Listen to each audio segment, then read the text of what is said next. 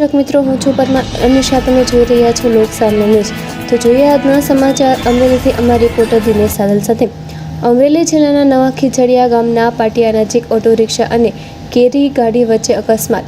6 લોકો ઇજાગ્રસ્ત. 108 મારફતે સિવિલ હોસ્પિટલ અમરેલી ખાતે ખસેડવામાં આવ્યા.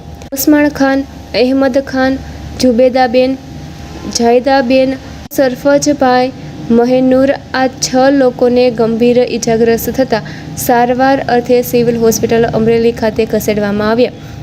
દાદા, શું નામ તમારું? ઉસ્માન ખાન, અહેમદ ખાન. શું ઘટના બની હતી? ઘટના બની હતી, હું રિક્ષા લઈને આવતો હતો હા.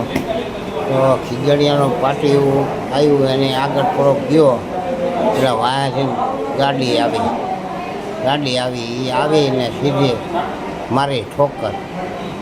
કેટલા જણાને લઈ ગયું? 6 જણાને લાગ્યું.